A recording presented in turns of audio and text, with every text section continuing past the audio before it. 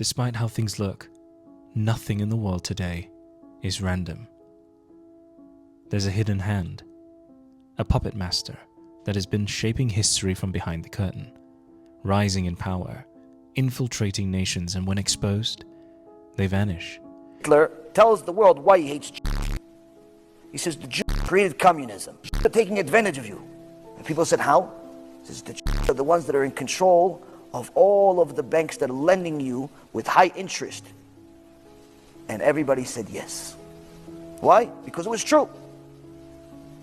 The Jews destroyed the economy in Germany by simply lending money with high interest. 500 years before that in Spain, the same thing happened. 900 years in England, it happened. 1186. If your child is thrown out from every single school in the tri-state area, right? At some point, the principal is going to tell you, it's not the schools.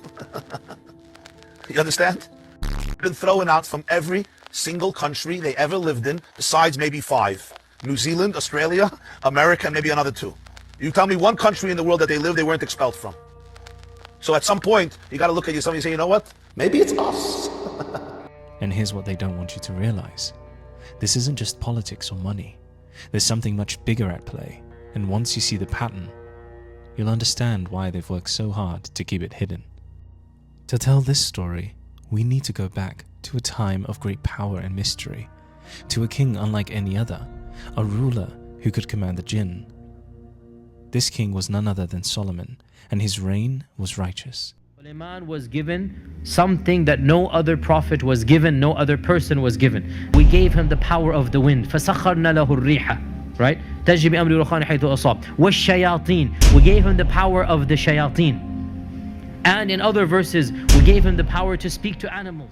While most people are familiar with the magical powers that Solomon possessed, fewer knew about the significance of Babylon. After Solomon's time, Jerusalem grew weak and was eventually attacked by the king of Babylon, King Nebuchadnezzar II, who took many prisoners into captivity. At the height of Babylon's power, it was known as a hub of civilization. But what truly set it apart was its association with magic and the occult. It was here that we believe 2 angels, Harut and Marut, were sent as a test for humanity. Their task was to teach magic to the people of Babylon, and they first warned them about the dangers of misusing this power. The religious and historical texts that we have today offer only fragments of the full story. What remained after the fall of Babylonia is limited, carefully preserved, or lost to time entirely. But one thing is clear. When Babylon fell, its knowledge did not vanish with it. Instead, individuals carried its secrets with them, dispersing across civilizations, embedding their influence, and ensuring that the esoteric wisdom of the great city would continue to shape the world in ways most will never realize. From this point onwards, something dark begins to move. There's a hidden force that has quietly shaped the course of history for centuries, manipulating the world behind the scenes, and I believe this force is connected to a group that we will refer to as the Cabal. The Cabal, who have long carried the mysticism of the Kabbalah, specifically Kabbalah Ma'asit, practical Kabbalah.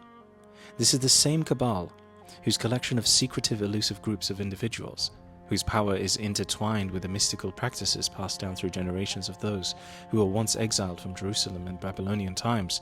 The Cabal sees the world through the lens of the Tikkun Olam, the concept of repairing the world. But their vision of repair is very different from the spiritual path of Kabbalah. The Cabal seeks to control the world in their own image, using Kabbal Ma'asit to manipulate the course of events through ritualistic techniques. But this isn't about pure spiritual enlightenment, it's about power. The first phase is to create a system of control in the world, and to do that, they understand something essential. The world runs on wealth and money. As their influence becomes too apparent, they are often expelled from these countries, cast out. But their wealth and knowledge remain, always finding fertile ground in new nations to begin the process again. It's a carefully orchestrated effort to control, and each move they make brings them closer to a new world order. When we are successful, and we will be, we have a real chance at this new world order. A new world order. Very real prospect of a new world order. We needed a new world order, and hasn't been used since, and that is a new world order. Beginning of of a new international order. The pieces are in flux. Soon they will settle again.